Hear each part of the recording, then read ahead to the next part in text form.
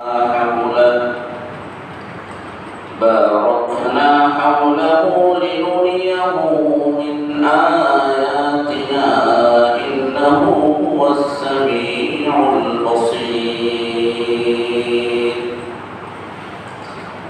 بارك الله لنا ولكم في القرآن العظيم ونفعنا وإياكم بالآيات والذكر الحكيم أستغفر الله لي ولكم ولسائر المسلمين فاستغفروه إنه هو التواب الرحيم সকলে আমরা আল্লাহ রাসূল সাল্লাল্লাহু আলাইহি ওয়াসাল্লামের প্রতি দরুদ পড়ি, নামাজে দরুদ পাঠ করি। اللهم صل على محمد وعلى آل محمد كما صليت على إبراهيم وعلى آل إبراهيم إنك حميد مجيد اللهم بارك على محمد وعلى آل محمد كما باركت على إبراهيم وعلى آل إبراهيم إنك حميد مجيد সম্মানিত উপস্থিতি, মহান রব্বে কারীমের দরবারে অসংখ্য অগণিত শুকরিয়া যে রব্বুল আলামিন আমাদের উপরে অনুগ্রহ করে আমাদেরকে তিনি ভালোবেসে আল্লাহ পাক রব্বুল আলামিন পবিত্র জুমার দিন দুনিয়ার সমস্ত ঝামেলা থেকে তিনি আমাদেরকে মুক্ত করে তার ইবাদতের জন্য আল্লাহ পাক রব্বুল আলামিন খুবই আগে তার পবিত্র জায়গা মসজিদে উপস্থিত হওয়ার সুযোগ করে দিয়েছে। এজন্য সকলে দিল থেকে জবান খুলে শুকরিয়া আদায় করি, বলি আলহামদুলিল্লাহ। সম্মানিত উপস্থিতি, আমরা মিলাদ সম্পর্কে আলোচনা শুনব।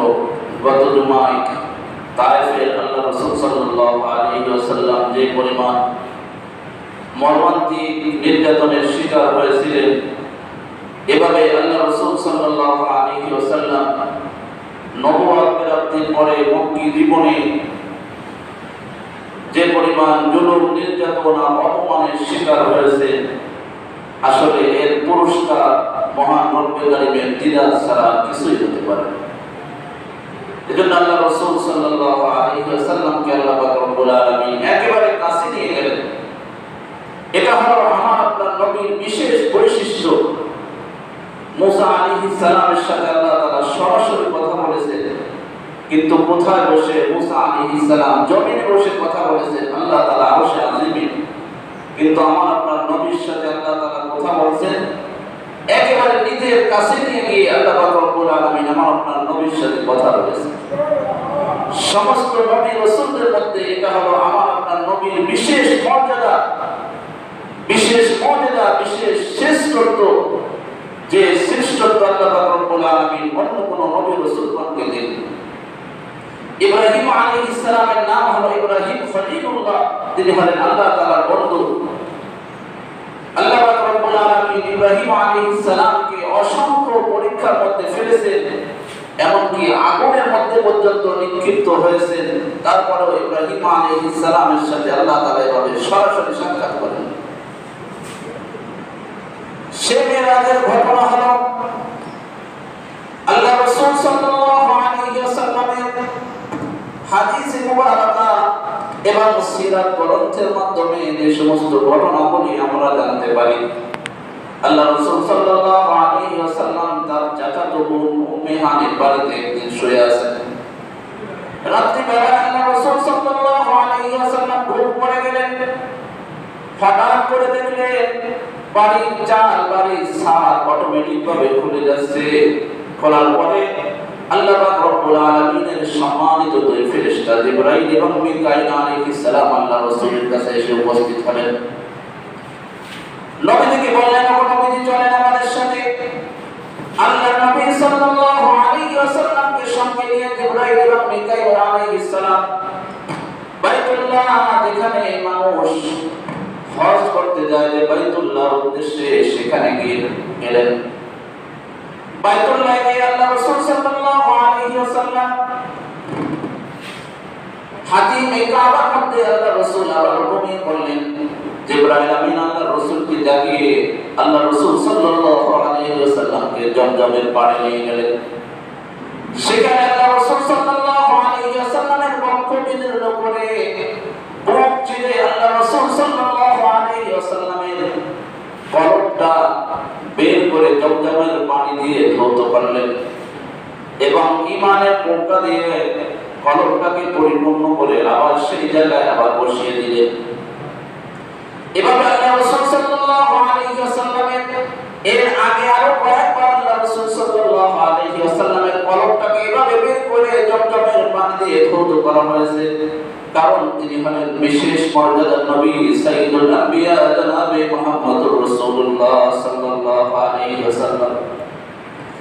এরপর আল্লাহ রাসূল সাল্লাল্লাহু আলাইহি ওয়াসাল্লামের দুই কাঁধের মাঝে মহানে নবুয়ত, যেটাকে হাদিসের মধ্যে বলা হয় কবুতরের ডিমের আকৃতির মতো মহানে নবুয়তকে আল্লাহ রাসূল সাল্লাল্লাহু আলাইহি ওয়াসাল্লামের দুই কাঁধের মাঝে স্থাপন করে দিলেন, যেটাকে বলা হয়, কারণ আল্লাহ রাসূল সাল্লাল্লাহু আলাইহি ওয়াসাল্লাম আদম আলাইহিস সালাম থেকে নিয়ে আমার নবী পর্যন্ত অসংখ্য নবী রাসূলগণ দুনিয়ায় প্রেরণ করেছেন। আমার নবী হলেন খাতামুন নবীয়্যিন, সমস্ত নবীদের শেষ, তারপরে আর কোনো নবী আসবেন না। এজন্য স্বাভাবিক মানুষের যখন কারো কাছে কোনো চিঠি পাঠায় বা কোনো কিছু পাঠায়, তখন ওই পোস্ট অফিস থেকে একটা টিকিট করে ওর উপর মেরে দেয়, যার কাছে প্রেরণ করা হচ্ছে, এছাড়া আর কেউ এটা খোলার তার কোনো সুযোগ নাই। তিনি যেহেতু শেষ নবী, এজন্য নবীদের উপর মহান আছে শেষ, সেই মহান আল্লাহ রাসূল সাল্লাল্লাহু আলাইহি ওয়াসাল্লামের পিঠে স্থাপন করে দেয়া হলো। এরপর আল্লাহ রাসূল সাল্লাল্লাহু আলাইহি ওয়াসাল্লামকে মিরাজে নিয়ে যাবেন। দূরের সফর, অনেক দূর যেতে হবে, এজন্য তো বাহনের প্রয়োজন। কিভাবে আল্লাহ রাসূল সাল্লাল্লাহু আলাইহি ওয়াসাল্লাম মিরাজে যাবেন, আল্লাহর সাথে দিদারের জন্য আল্লাহ রাসূল কিভাবে রওনা হবে, এজন্য জান্নাতের একটি পশু বোরাক নামে সাদা একটি বোরাক আল্লাহ রাসূল সাল্লাল্লাহু আলাইহি ওয়াসাল্লামের সামনে উপস্থিত করা হলো। জিবরাইল আমিন বললেন, ও নবীজি, আপনি এর উপর সওয়ার হন। নবীজি যখন বোরাকের উপর সওয়ার হলো, তখন ওই বোরাকটি একটু অবসাদা ভাব দেখালো, একটু পরিমাণ দেখালো। আল্লাহ রাসূল সাল্লাল্লাহু আলাইহি ওয়াসাল্লামকে বহন করবে কি করবে না এমন একটা অবস্থা যখন সৃষ্টি হলো, জিবরাইল আমিন বোরাককে লক্ষ্য করে বললেন, ও বোরাক, তোমার পিঠে যে আরোহণ করেছে, এর থেকে শ্রেষ্ঠ কোনো মানুষ, এর থেকে শ্রেষ্ঠ কোনো ব্যক্তি তোমার পিঠে আর আরোহণ করে নাই এবং কিয়ামত পর্যন্ত দ্বিতীয় জন আর কেউ আরোহণ করবে না। বোরাক শুনে স্থির হয়ে গেল। আল্লাহ রাসূল সাল্লাল্লাহু আলাইহি ওয়াসাল্লাম বোরাকের পিঠে আরোহণ করলেন, সাথে জিবরাইল এবং মিকাইল তিনজন এভাবে বোরাকের পিঠে আরোহণ করে চলতে লাগলেন ঊর্ধ্ব জগতের দিকে। আল্লাহ রাসূল সাল্লাল্লাহু আলাইহি ওয়াসাল্লামকে আল্লাহ পাক রব্বুল আলামিন তার কাছে নিয়ে যাবেন। কোরআনের মধ্যে বলেন, সুবহানাল্লাযী আসরা বি'আবদিহি লাইলাম মিনাল মাসজিদিল হারামি ইলাল মাসজিদিল আকসা। বাইতুল্লাহ থেকে মসজিদে হারাম থেকে মসজিদে আকসা, বাইতুল মুকাদ্দাস জেরুজালেম ফিলিস্তিন, সেখানে উদ্দেশ্যে রওনা হলেন। আল্লাহ রাসূল সাল্লাল্লাহু আলাইহি ওয়াসাল্লাম যখন বোরাকের পিঠে উঠে রওনা হলেন, তখন এক বৃদ্ধা মহিলা আল্লাহ রাসূল সাল্লাল্লাহু আলাইহি ওয়াসাল্লামকে পিছনের দিকে ডাক দিলেন। জিবরাইল আমিন বললেন, ও নবীজি, আপনি তার দিকে তাকাবেন না। এরপরে আরেকটু কিছু দূর অগ্রসর হওয়ার পরে এক বৃদ্ধ পুরুষ আল্লাহ রাসূল সাল্লাল্লাহু আলাইহি ওয়াসাল্লামকে আবার ডাক দিলেন। জিবরাইল আমিন বললেন, ও নবীজি, আপনি তাদের ডাকে সাড়া দেবেন না, সামনে অগ্রসর হন। কিছু দূর যাওয়ার পরে আবার একটা আওয়াজ কানে ভেসে আসলো। সে আওয়াজ হলো, আসসালামু আলাইকা ইয়া আউয়াল, আসসালামু আলাইকা ইয়া আখির, আসসালামু আলাইকা ইয়া হাশির। ওকে প্রথম আপনার প্রতি সালাম, আপনি শেষ আপনার প্রতি সালাম।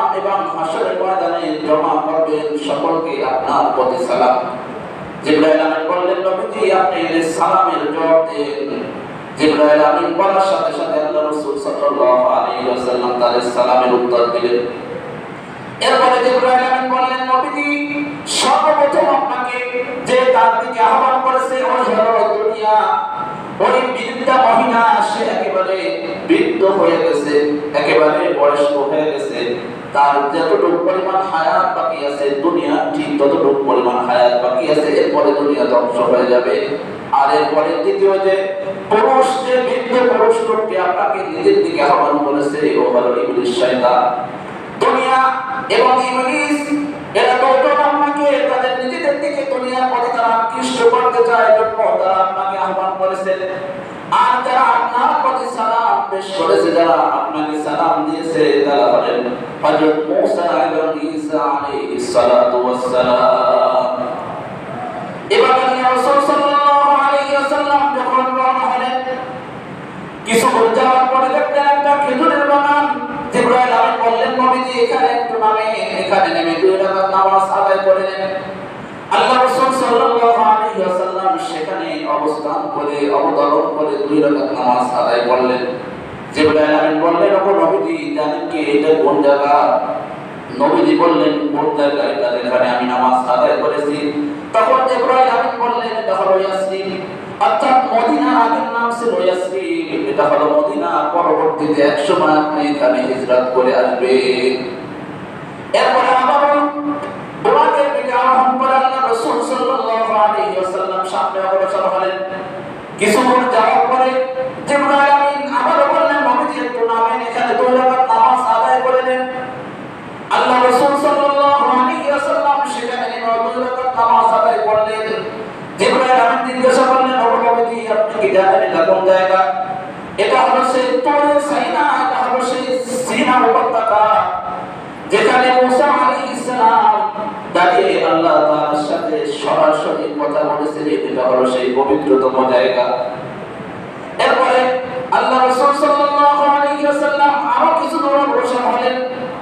কিছু দূর যাওয়ার পরে জিবরাইল আমিন আবার বললেন নবীজি এখানে একটু থামুন, এখানে 2 রাকাত নামাজ আদায় করে নেন। আল্লাহ রাসূল 2 রাকাত নামাজ আদায় করার পরে জিবরাইল আমিন বললেন নবীজি এটা হলো ওই জায়গা, এটা হলো মাদিয়ান শহর, শুআয়ব আলাইহিস সালামের এলাকা। আল্লাহ রাসূল সেখানে 2 রাকাত নামাজ আদায় করে আবার যখন সামনে অগ্রসর হলেন, তখন জিবরাইল আমিন আবার বললেন নবীজি এখানে 2 রাকাত নামাজ আদায় করেন। নবীজি 2 রাকাত নামাজ আদায় করে জিবরাইল আমিন বললেন ওগো নবীজি এটা হলো ওই জায়গা, এটা হলো বাইতুল হারাম যেখানে হযরত ঈসা আলাইহিস সালাতু ওয়াস সালাম জন্মগ্রহণ করেছে। এবার আল্লাহ রাসূল সাল্লাল্লাহু আলাইহি ওয়াসাল্লাম তার এই সফরের মধ্যে আল্লাহ তাআলার এই কুদরতগুলো দেখতে লাগলেন। এভাবে আরো আল্লাহ পাক রব্বুল আলামিন আল্লাহ রাসূল সাল্লাল্লাহু আলাইহি ওয়াসাল্লামকে তার অসংখ্য নিয়ামত, অসংখ্য কুদরত দেখাচ্ছিলেন। এই মেরাজের সফরে বাইতুল মাকদাসের দিকে যাওয়ার পথে আল্লাহ রাসূল সাল্লাল্লাহু আলাইহি ওয়াসাল্লাম এমন কিছু ঘটনা অবলোকন করলেন, এমন কিছু ঘটনা আল্লাহ পাক রব্বুল আলামিন আল্লাহ রাসূলকে দেখালেন যেটা এই উম্মতের জন্য বড় শিক্ষণীয়। আল্লাহ রাসূল সাল্লাল্লাহু আলাইহি ওয়াসাল্লাম এভাবে রওনা হলেন। আল্লাহ রাসূল যাওয়ার পথে দেখলেন কিছু নারী পুরুষ তারা এক জায়গায় জড়ো হয়ে আছে, তাদের সকলের নখ হলো তামা।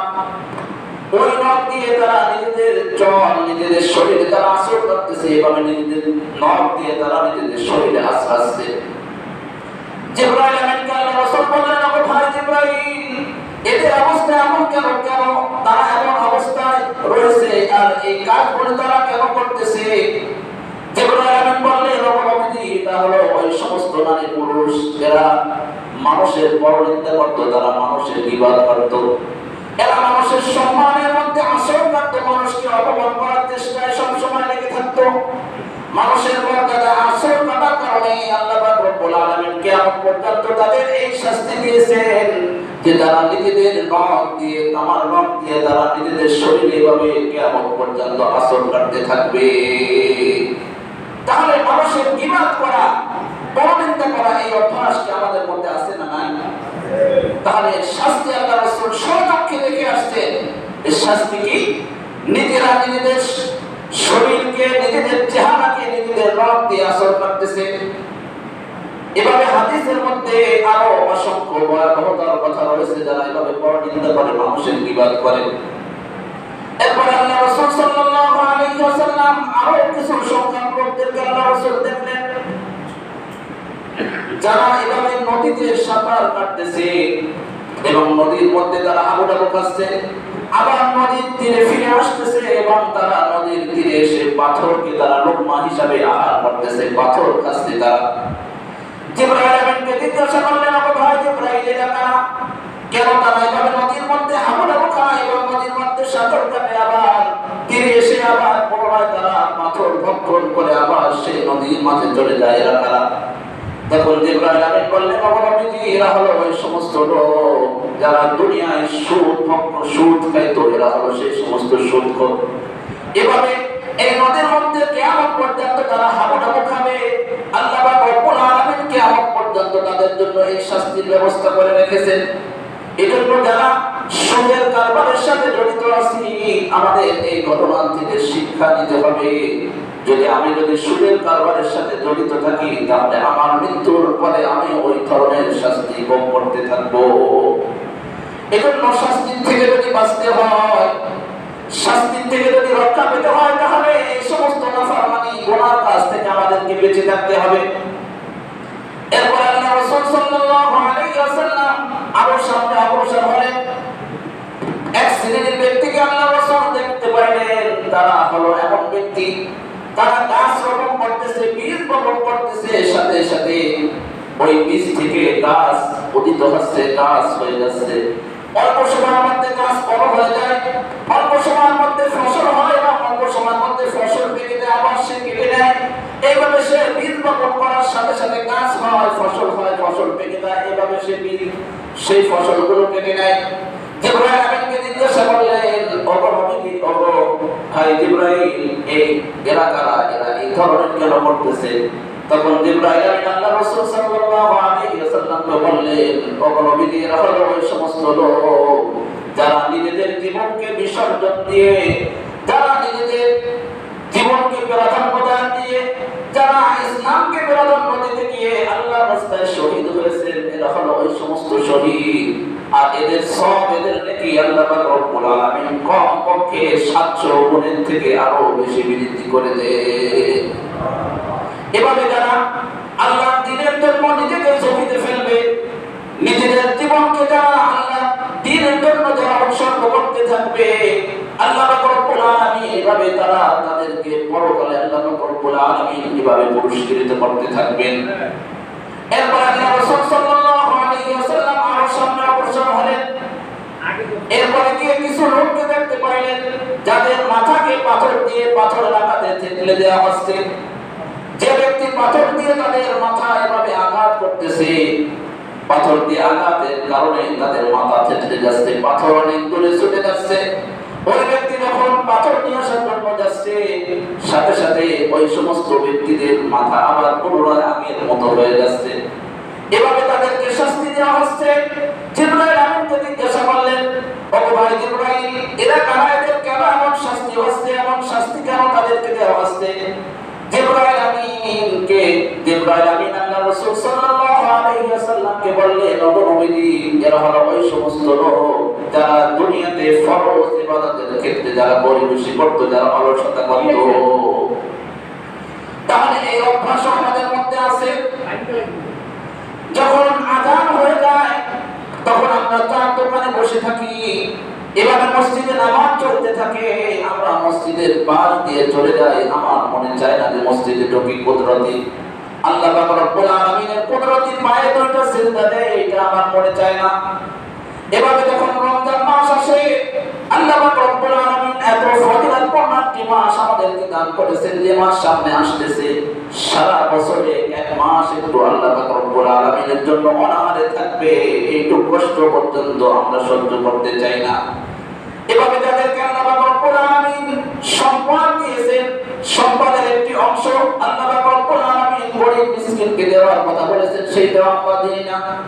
এভাবে ফরজ ইবাদতকে রেখে অন্য যে সমস্ত আরো ইবাদত আছে, না এই কাজটা এখন না পরে করব, তখন না এরপরে করব, এইভাবে যারা পরিবেশি করে, যারা অলসতা করে, এভাবে তাদেরকে কিয়ামত পর্যন্ত পাথর দিয়ে পাথরের আঘাতে তাদের মাথাকে এভাবে থেতলে করে দেওয়া হয়।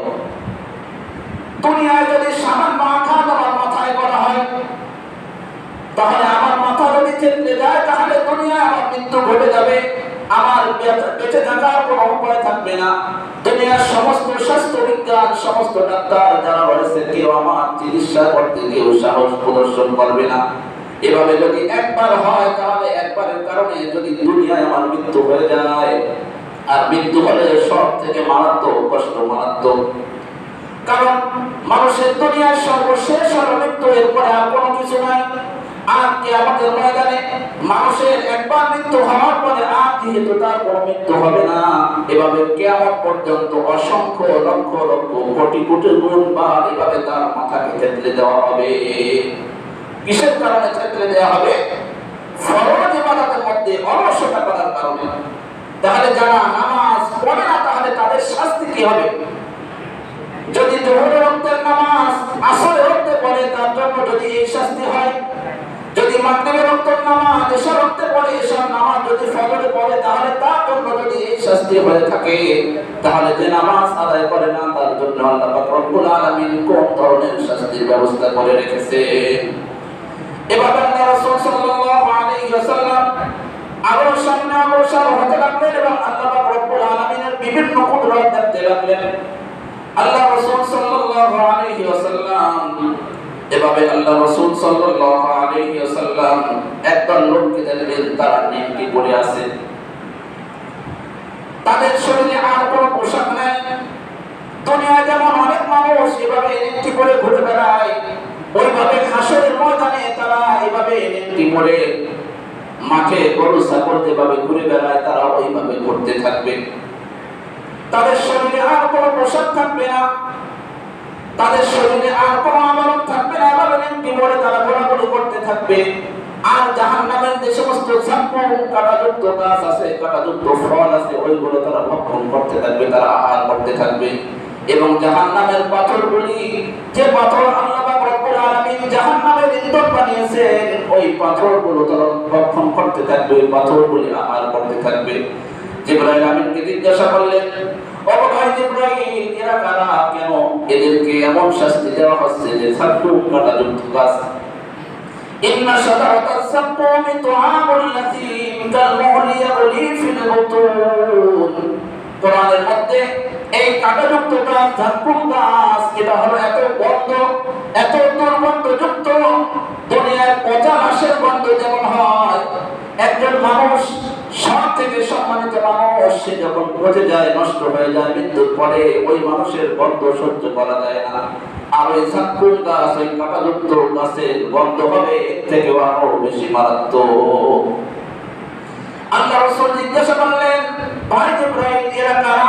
কেন এদেরকে এমন ধরনের শাস্তি দেওয়া হচ্ছে? জিবরাইল আমিন বললেন, ও নবীজি, এরা হলো দুনিয়ায় ওই সমস্ত লোক যাদেরকে আল্লাহ পাক রব্বুল আলামিন অনেক সম্পদ দিয়েছেন, যাদেরকে আল্লাহ পাক রব্বুল আলামিন দুনিয়ায় ধনী বানিয়েছেন। কিন্তু আল্লাহ পাক রব্বুল আলামিন সম্পদ দেওয়ার পরে আল্লাহ পাক রব্বুল আলামিন তাদের জন্য একটি বিধান দিয়েছিলেন যে তোমার সম্পদের থেকে একটি অংশ গরীব দুঃখীর জন্য প্রতি বছর তুমি দিবে। কিন্তু এরা হলো ওই সমস্ত কৃপণ, তারা যাকাত আদায় করতো না, যার ফলে আল্লাহ পাক রব্বুল আলামিন কিয়ামত পর্যন্ত তাদেরকে এভাবে শাস্তি দিতে থাকবে। এভাবে আল্লাহ রাসূল সাল্লাল্লাহু আলাইহি ওয়াসাল্লাম আরো অনেক ঘটনা দেখতে লাগলেন।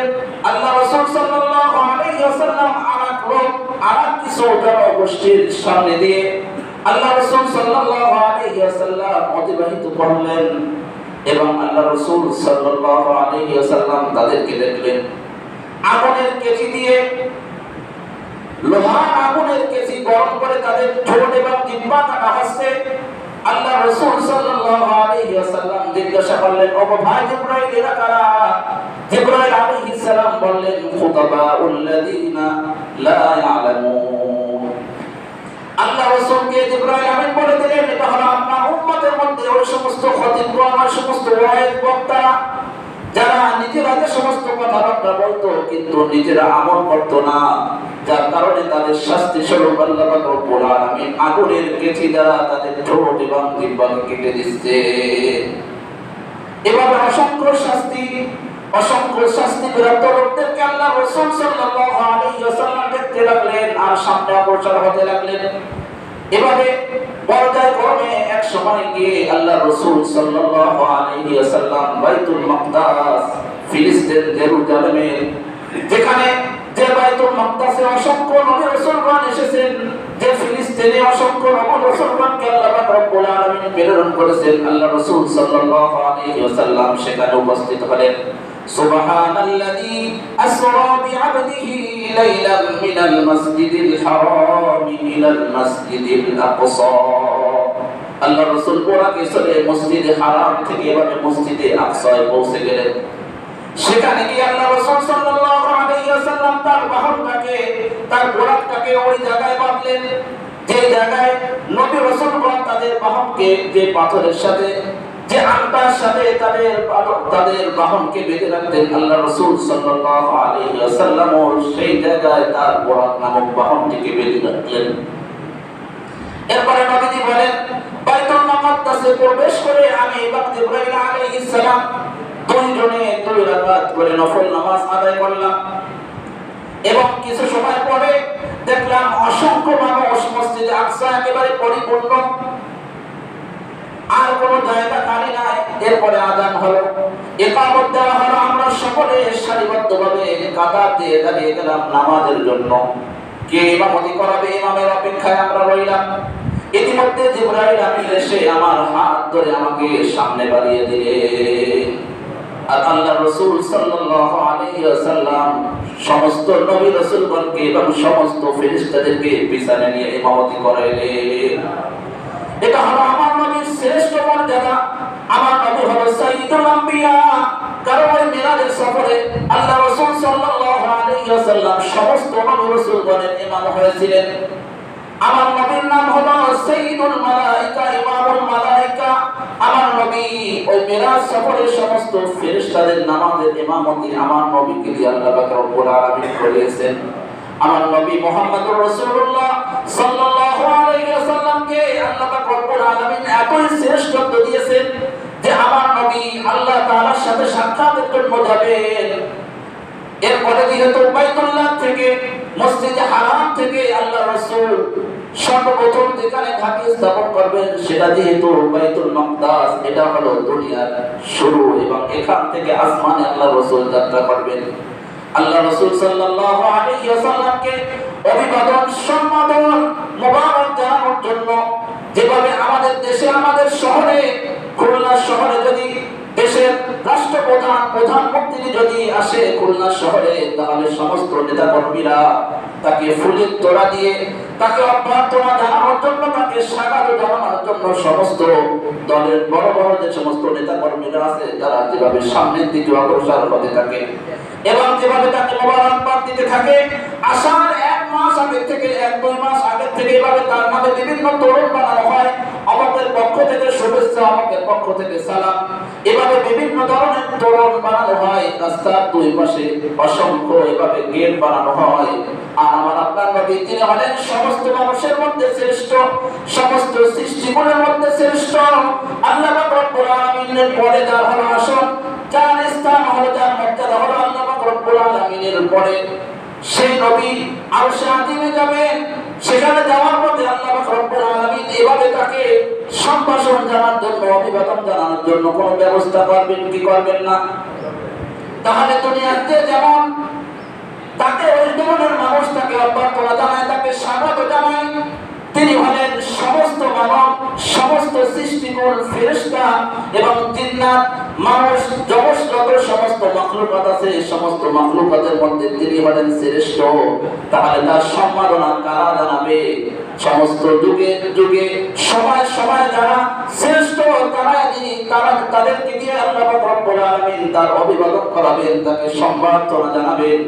এজন্য আল্লাহ পাক রব্বুল আলামিন আমার নবী যখন বাইতুল মাকদাসে গেলেন, নবীকে স্বাগত জানানোর জন্য আল্লাহ পাক রব্বুল আলামিন আদম আলাইহিস সালাম থেকে নিয়ে ঈসা আলাইহিস সালাম পর্যন্ত যত নবী রাসূলগণ এসেছেন এবং আসমানে যত ফেরেশতা আছে সকলকে আল্লাহ পাক রব্বুল আলামিন বাইতুল মাকদাসে উপস্থিত করলেন শুধুমাত্র নবীকে স্বাগত জানানোর জন্য। তাহলে আমার আপনার নবী যেমন শ্রেষ্ঠ, আমরাও কি শ্রেষ্ঠ। এই উম্মত জান্নাতে যাওয়ার আগে আর কোন নবীর উম্মত জান্নাতে যাইতে পারবে না। এটা হলো আমার নবীর কারণে আমার শ্রেষ্ঠত্ব বেড়েছে। এজন্য নবীর যে সমস্ত বিধান আছে, আমার আপনার নবী জনাবে মুহাম্মদুর রাসূলুল্লাহ সাল্লাল্লাহু আলাইহি ওয়াসাল্লাম যে শরীয়ত আমাদের কাছে রেখে গেছেন, যে আমানত আমাদের কাছে রেখে গেছেন, এই আমানতের খেয়ানত করা যাবে না, আমানতের হেফাজত করতে হবে। যে ইসলাম আল্লাহ রাসূল সাল্লাল্লাহু আলাইহি ওয়াসাল্লাম তায়েফের ময়দানে রক্ত ঝরিয়েছেন, যে ইসলামের জন্য, যে দ্বীনের জন্য উহুদের ময়দানে আল্লাহ রাসূল সাল্লাল্লাহু আলাইহি ওয়াসাল্লাম নিজের দান মোবারক শহীদ করেছেন, যে ইসলামের জন্য, যে দ্বীনের জন্য, যে দ্বীনকে আল্লাহ রাসূল সাল্লাল্লাহু আলাইহি ওয়াসাল্লাম আমাদের কাছে আমানত রেখে গেছেন, ওই দ্বীনের হেফাজত করতে হবে আমাদের। আমরা সকলে রাজি আছি না দ্বীনের হেফাজত করার জন্য? এজন্য সর্বপ্রথম ঈমানের পরে যে প্রথম স্তর সেটা হলো একজন মুমিন ঈমান আনার পরে তার সর্বপ্রথম কাজ হলো সে নামাজ আদায় করবে। বুনিয়াল ইসলামু আলা খামসিন শাহাদাতি আল্লা ইলাহা ইল্লাল্লাহ ওয়া ইকামিস সালাত। তাহলে ঈমানের পরে সর্বপ্রথম কাজ কি? নামাজ আদায় করা। তাহলে আমরা কি কেউ নামাজে অলসতা করব? নামাজ কাজা করার তো কোনো প্রশ্নই আসে না। নামাজ পড়বো না এই কথা বলার তো কোনো সুযোগই নাই। ঈমান যখন গ্রহণ করেছি নামাজ অবশ্যই করতে হবে, কিন্তু নামাজের মধ্যে কি করা যাবে না বলে? অলসতা করা যাবে না, যে এই ওয়াক্তটা ওই ওয়াক্তে, ওই ওয়াক্তটা ওই ওয়াক্তে পড়বো। এভাবে দুনিয়ায় যে নামাজ পড়ে না, দুনিয়ার মানুষ, দুনিয়ার যে সমস্ত অন্যান্য মাখলুকাত আছে, কুকুর, এই সমস্ত প্রাণী পর্যন্ত তাদেরকে দেখলে ঘৃণা করে। আমরা তো বুঝতে পারি না, কিন্তু কুকুর পর্যন্ত তাদেরকে দেখলে কুকুরের ঘৃণা হয়, যে বেনামাজি এর পাশ দিয়ে আমি যাব না। এজন্য আমরা সকলে 5 ওয়াক্ত নামাজ পড়ার চেষ্টা করবো ইনশাআল্লাহ। সময় মতো নামাজ পড়বো। নামাজের মধ্যে কোনো অলসতা যেন আমাদের মধ্যে না আসে। যদি অলসতা চলে আসে তাহলে ওই যে আমাদের মাথাকে আমার মৃত্যুর পরে এভাবে ফেরেশতারা পাথরের আঘাতে আঘাতে এভাবে আমার মাথাকে থেতলে যেতে থাকবে, কিয়ামত পর্যন্ত এভাবে আমার কবরে এভাবে শাস্তি হতে থাকবে। আমরা সেই শাস্তির থেকে বাঁচতে চাই না। আল্লাহ পাক রব্বুল আলামিন যেন আমাদের সকলকে এই মহা শাস্তি থেকে দুনিয়ার জীবনে ভালো আমল করে যেন আমরা আল্লাহ পাক রব্বুল আলামিনের এই মহা শাস্তি থেকে বাঁচতে পারি। আল্লাহ পাক রব্বুল আলামিন আমাদের সকলকে তৌফিক দান করুন। আমিন।